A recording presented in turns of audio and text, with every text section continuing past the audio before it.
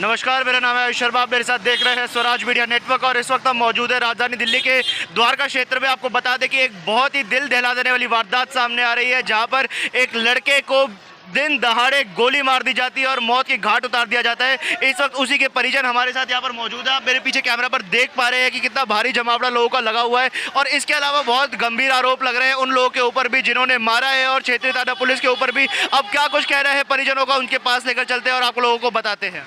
इस वक्त खुर्शीद के परिजन हमारे साथ मौजूद है, अब उनसे बात करेंगे और पूरा वाक़या जानने की कोशिश करेंगे। इससे पहले मैं आपको दिखाना चाहूँगा जो भारी जुलूस यहाँ पर बहुत भारी जमावड़ा लोगों का लगा हुआ है। इतने सारे लोग इकट्ठा हुए हैं खुर्शीद के लिए, फिलहाल उसको दफनाने के लिए लेकर जा रहे जो परिजन है और जो महिलाएं हैं वो हमारे साथ मौजूद है। मैडम, क्या वाक़या था, क्या हादसा हुआ था? कुछ नहीं, घर से बुला के ले गया था। अब उसके बाद यहाँ क्या हुआ वो कुछ पता नहीं। उसके बाद मिट्टी मिली। क्या कारण था, क्यों हत्या की, कोई कुछ पता चल पाया? कारण नहीं था, अब क्या पता। कोई कह रहे स्कूल की लड़ाई थी दूसरे की, अब उसी में। अब बाकी हम लोग को इतना मालूम नहीं है, मगर यही है कि इसके घर में तो कोई भी नहीं है। बूढ़ा एक बाप है, यही लड़का जवान था, 3 लड़की जवान है, यही कमाने वाला था और कांस्टेबल का लड़का है जो मार दिया है।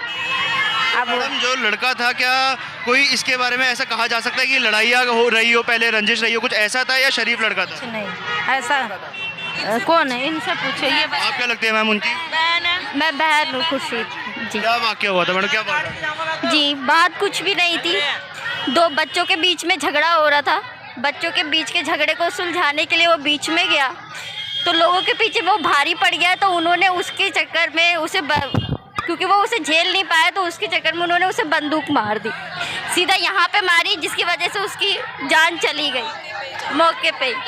हमने बहुत सारी कोशिश की, बहुत चीज़ें करने की, बट हमें सही चीज़ नहीं मिल पा रही है। क्योंकि जिसने मारा है, एक वो सुमित नाम का लड़का है जो उसकी मम्मी पुलिस में ही है, तो इसलिए वो हमारी चीज़ आगे नहीं बढ़ पा रही है।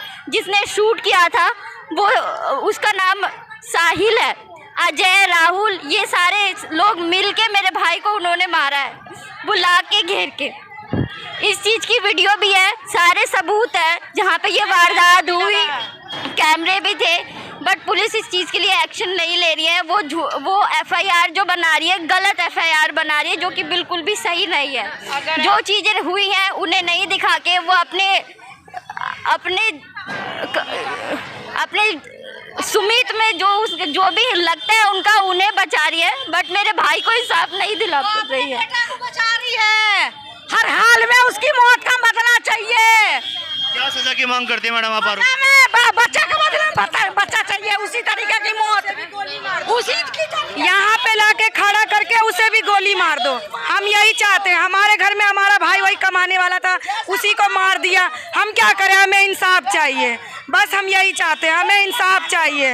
वरना कहा जा रहा है कि 2 लोगों में लड़ाई हुई थी, लड़ाई के चलते ये हुआ है। आपका भाई भी क्या लड़ाई में शामिल था? उसे गोली मारो। मेरा भाई लड़ाई नहीं करता था, हमारा भाई आप किसी से भी पूछ सकते हैं। उसका टाइम का नमाजी था, मेरा भाई लड़ाकू नहीं था, 5 टाइम का नमाज पढ़ता था।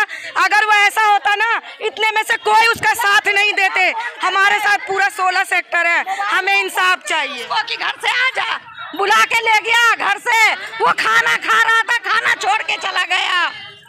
मुझे तो इंसाफ चाहिए, मौत के बदले में मौत ही लूंगी। उसकी माँ जो कार्रवाई अपने बेटे को बचाने के लिए कर रही है, वो पुलिस वाली किस काम की है? पब्लिक के लिए होती है ना, कि अपने घर के लिए।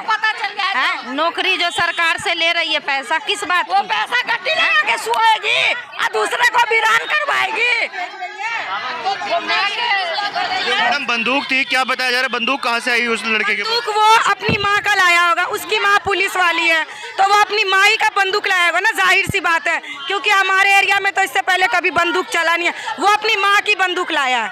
अब उसकी माँ को भी बुलाओ और उसके लड़के को भी बुलाओ, दोनों को बुला के पूछा जाएगा। 12 साल हो गया खत्म हुए, सर इसके आगे पीछे कोई नहीं है, गरीब आदमी है इसीलिए सब इसके पीछे है। पब्लिक हम कोई रिश्तेदार नहीं है, हम सिर्फ ये आसपास में रहते हैं, इसलिए सर हम इसका साथ देना चाहते हैं, इनके साथ न्याय हो सर। बस इंसाफ दिलाइए आप लोग, इंसाफ होना चाहिए।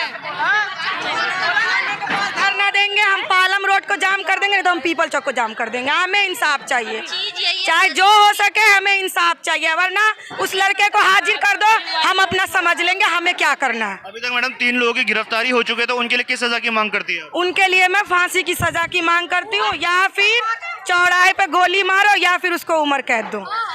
आज के बाद किसी के साथ ऐसा ना हो, वरना हर कोई लड़का गोली मार देगा यारी दोस्ती में और सोचेगा कि हम ऐसे ही बच जाएंगे। इसके साथ कुछ नहीं हुआ, हमारे साथ भी कुछ नहीं होगा, इसीलिए कड़ी से कड़ी सजा दो। बिना बाप का माँ का बच्चा था है, उसके बाद में छोटा बाप अकेला बुजुर्ग कितना चाह 3 बहनें उसकी शादी के लिए। इंसाफ चाहिए, मतलब नहीं है कि पुलिस वाला के जेब में बंदूक लेके बच्चों में लड़ाई हुई तो गोली चलाने का मतलब क्या है, आप ये बताओ हैं? अगर वो पुलिस वाला कह रहे हमने पकड़ रखा है, यहाँ 2-4 बच्चों को ले गए, मारा उन्हें और मच्छरों के कमरे में बंद किया, उसके बेटे को मुंह पे कपड़ा डाल के एसी के कमरे में रखा गया, ये कौन सा इंसाफ है? 3 लड़कियां हैं उनकी, अब शादी ब्याह कौन करेगा? एक भाई था उसका, छोटा वाला तो पढ़ रहा है अभी। जनता की बेटे की बात नहीं है, हर बेटे की बात है, हर बेटे की। वो बेटा था जो इन सबको पालता पोसता था, ठीक है, लेकिन उस बच्चे को बेरहमी से गोली से मार दिया। ऐसा नहीं करना चाहिए था, बिल्कुल भी नहीं करना चाहिए था। अगर हर माँ बाप को ये फर्ज बनता है, अगर बच्चे हैं तो उनको सिखाया जाए, बताया जाए कि अगर लड़ाई आपस की लड़ाई है तो कट्टे और चाकू से नहीं मारा जाए। चलो बच्चों की बात है, लेकिन ये क्या है? बच्चों का मतलब बंदूक कहाँ से आई बच्चों के पास? गोली कहाँ से आई? सबसे मुद्दा तो ये है कि गोली कहाँ से आई, बंदूक कहाँ से आई? ये माँ बाप का बढ़ावा है ना, आज इसको मारा, कल उसको मारेगा, परसों उसको मारेगा। अगर ये मतलब ऐसा नहीं रोका जाएगा तो क्या होगा? आगे तो ये बहुत होगा। इतना आसान बना दिया गोली मारना, अच्छी बात थोड़ी है इस तरह से। तो आपने परिवार की बात सुनी और देखा कि किस प्रकार से परिवार के लोगों द्वारा गंभीर आरोप लगाए जा रहे हैं। और जो बड़ी बात सामने आ रही है वो ये है कि जो लड़का था वो बीच बचाव करने के लिए गया था, जिस बीच उसको इस प्रकार से गोली मार दी जाती है। और जो आरोप लगाया जा रहा है वो ये है कि सर्विस रिवॉल्वर जिस लड़के ने गोली मारी उसकी माँ पुलिस की अधिकारी बताई जा रही है। बताया जा रहा है कि वो कांस्टेबल पद पर थी और वो अपनी माँ की ही सर्विस रिवॉल्वर लेकर आया था जिससे गोली मारी गई थी। हालांकि आधिकारिक तौर पर अभी द्वारका पुलिस द्वारा इस चीज़ की कोई भी पुष्टि नहीं की गई है, ऐसे केवल आरोप लग रहे हैं। अब क्या कुछ आगे इस केस में आएगा, क्योंकि अभी तक 3 लोगों की गिरफ्तारी हो चुकी है, वो तीनों भी यही आसपास के रहने वाले बताए जा रहे हैं, जिसमें से एक व्यक्ति तो द्वारका का ही रहने वाला बताया जा रहा है। और ऐसे में अगर एक व्यक्ति की यहाँ पर हत्या हो जाती है सरेआम बीच बाजार में और ऐसे दिन दहाड़े इसी स्थान पर जहाँ पर आप मौजूद है इस वक्त, और आप मेरे साइड में देख पाएंगे कि पुलिस की टेपिंग भी यहाँ पर हो रखी है। इसी स्थान पर गोली मारी गई थी खुर्शीद को, जिसके बाद उसकी दर्दनाक मौत हो गई और फिलहाल उसको दफनाने के लिए उसके परिजन लेकर गए हैं। परंतु अभी भी 3 लोगों की गिरफ्तारी हो चुकी है और अभी भी परिजनों में काफ़ी ज़्यादा रोष है, काफ़ी ज़्यादा गुस्सा है इस बात को लेकर कि उनके जैसा कि वो चाहते हैं कि और लोगों की भी जल्द से जल्द कार्रवाई और कठोर से कठोर दंड उन लोगों को दिया जाए, जो कि लाजमी है। परिवार वालों को ऐसा सोचना भी बिल्कुल जायज़ है। तो अब देखते हैं कि आने वाले दिनों में इस केस में और क्या कुछ जानने को मिलेगा, क्योंकि 3 लोगों की गिरफ्तारी हो चुकी है। आने वाले दिन में और कितने लोग गिरफ्तार किए जाएंगे, क्या कुछ सज़ा उनको कोर्ट द्वारा दी जाएगी, सारी डिटेल्स हम आप लोगों को बताते रहेंगे। तब तक के लिए बने रहिएगा हमारे चैनल स्वराज मीडिया नेटवर्क के साथ।